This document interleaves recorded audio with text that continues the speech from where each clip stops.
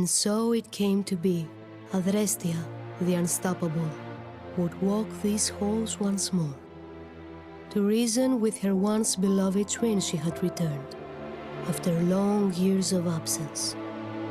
Harmonia, the matriarch, a revered and feared leader, had been conspiring against the Tyr and Nyx, those who opposed her set. The ship was on the verge of civil war, between her worshippers and those who called her a blasphemer. By duty bound, but also love, Adrestia returned, the bloodshed to avert. Behind closed doors the sisters met. Bystanders waited in silent tension. But the catastrophe that came next, no one could have predicted. The massive doors blew off their hinges, decay and erosion followed. Adrestia herself was violently expelled into the void, and while she fell, the horrid screams of the innocent kept ringing in her ears. The terminal fall came to an end, abrupt, relentless, visceral. Her mind faded into the darkest darks. Oblivion swept over her, rigid and unrelenting, like the soaring tide.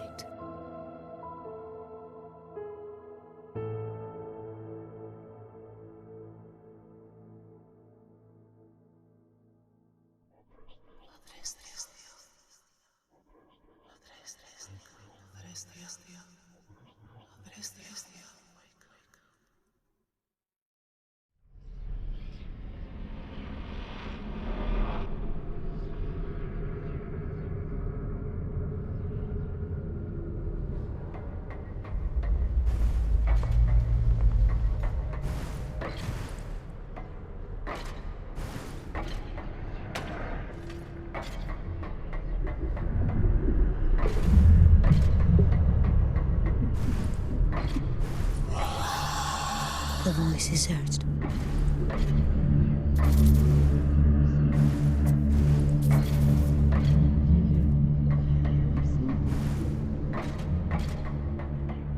Groaning and sighing, awakened from a slumber deep, this place of oblivion and shadows reacted to her newfound awareness.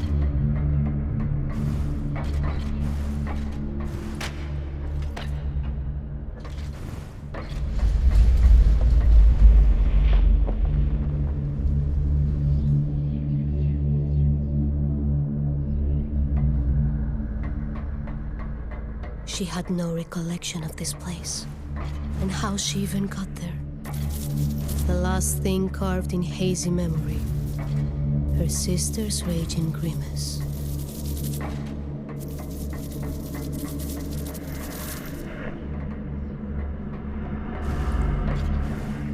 A jarring contrast from before. This place was so familiar, a bustling marketplace on the Atromitos. She almost felt at home. This was a dream, that much was clear. A frayed and distant memory. There she was, Harmonia, still a child, her vision of a secret place, sharing in excitement.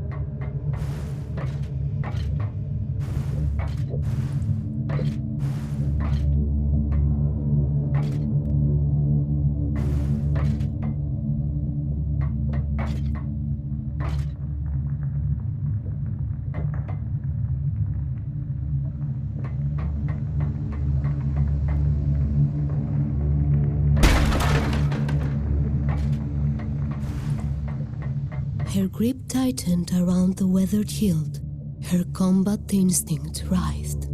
If this forsaken place wanted to keep her as a prisoner, her blade it would now taste.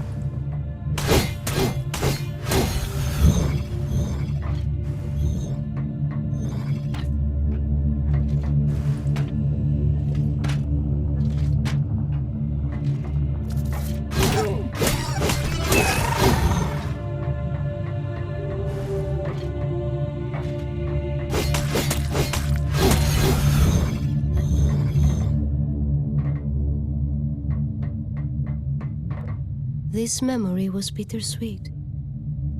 The day they came of age. And as was the tradition, a prophecy of what their future held, they sought together. Their innocence they left behind that day. A prophecy, horrendous. With an empty gaze, the oracle decreed, Harmonia's golden thread of life, Adrestia would sever.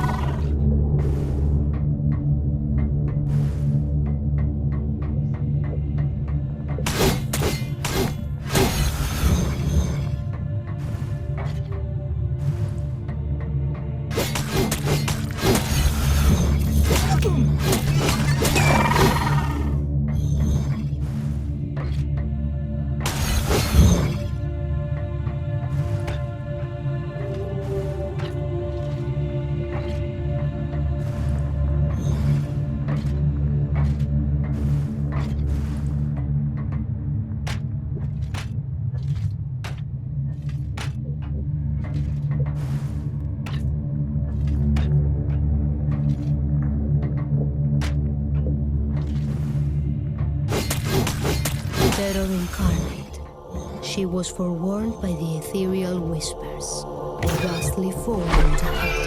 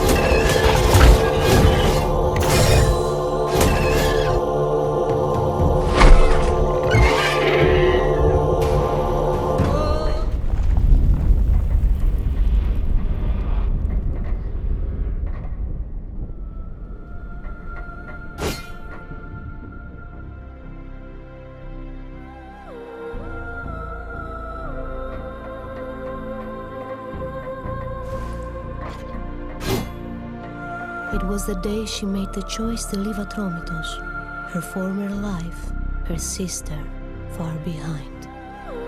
Harmonia had now devolved to incoherent rumblings, visions she claimed of promised greatness and a stolen birthright. She cursed her for revealing the truth of her premonitions with one breath, and with the next, she pleaded for Adrestia to stay.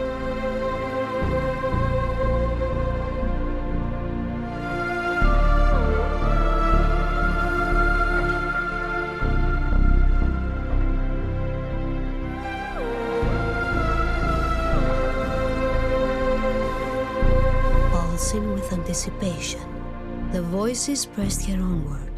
Salvation now was within reach.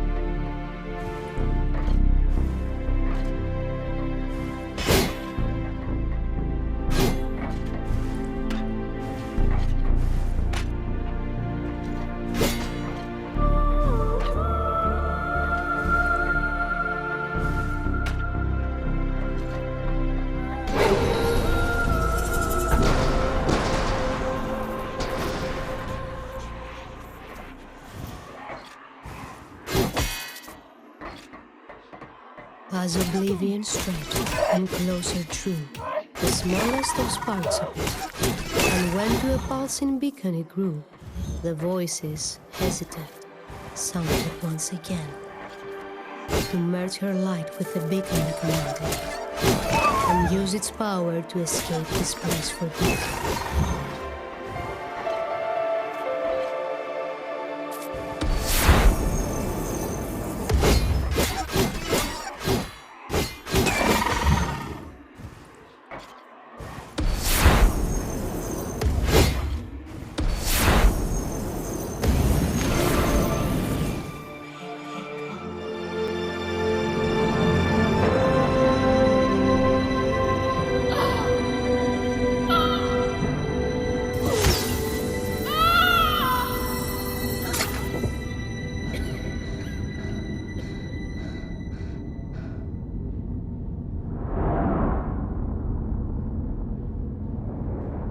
The light ever burning, Aether himself, the beginning of all, then spoke.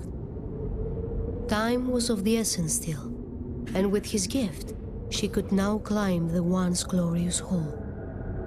Many an innocent soul had met its tragic end, and many more would follow, unless the plan Harmonia pursued was quashed once and for all.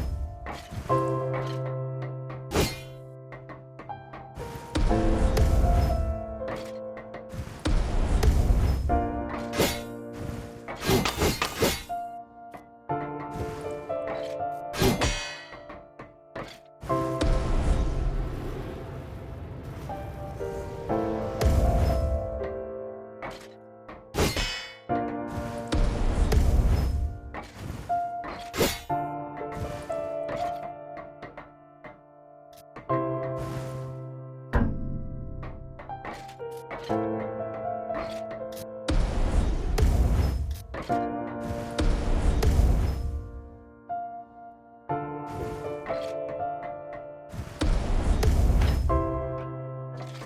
brightest of flashes and the thundering voice were all that welcomed her after the perilous climb. A potent force, unseen, relentless, shoved her back and down again, forcing her into a spiraling fall.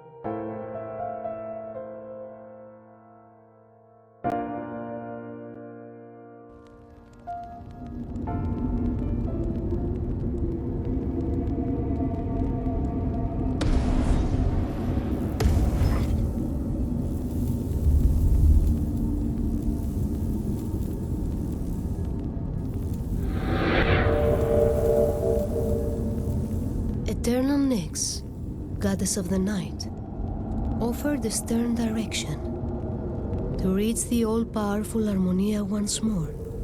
Through the forsaken vessel she had to delve. The gift of Nyx had been bestowed. It clad her in sturdy armor, but it, alone, was not enough to see her through this mission.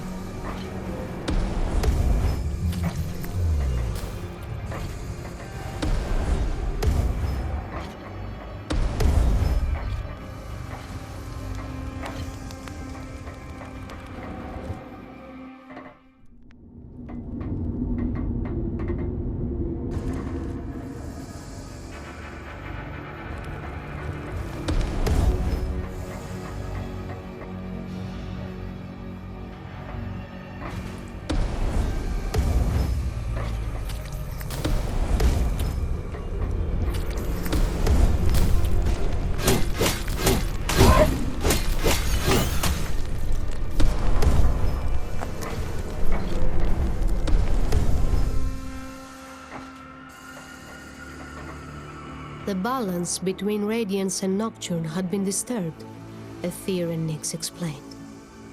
The source of all this misery and pain, meddling and foolish mortals. The equilibrium Adrestia needed to restore and be the savior of the cosmos.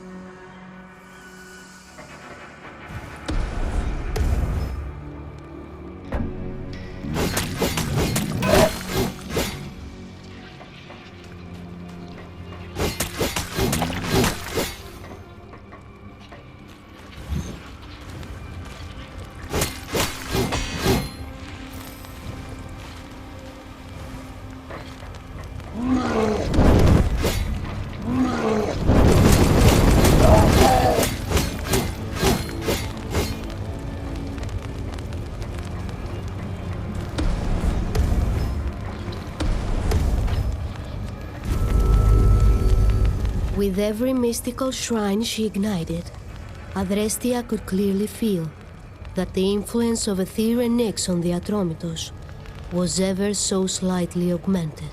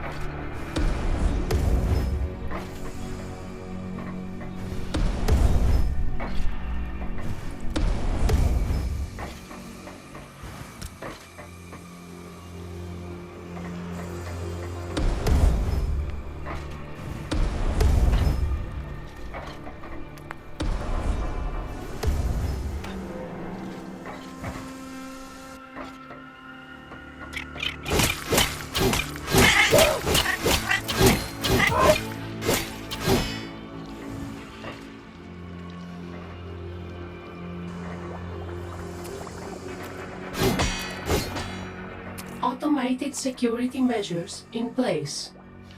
Please restore power to the district Kirky chamber to negate.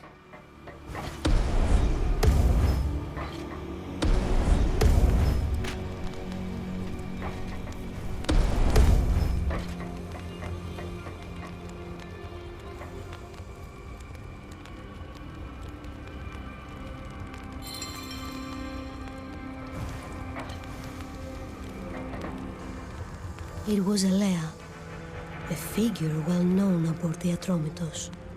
She was a benevolent soul with a gentle heart that cared for the unfortunate.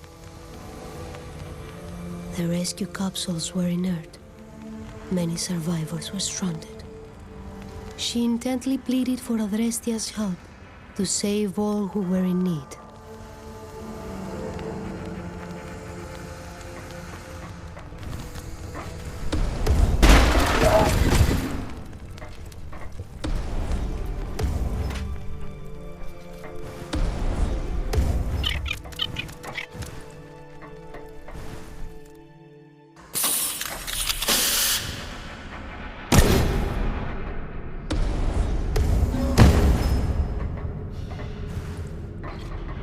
Her senses dulled. She gazed at her surroundings. The city that once proud here stood was to the statue of Harmonia his gaze affixed. The man seemed lost in thought. But as Adrestia slowly approached, he swiftly turned to face her. It was Hephaestus standing there, an artisan renowned. His engineering skills and artistry were famous far and wide. He pleaded for aid. The ship could still be saved if all the pieces of a shattered necklace could be found.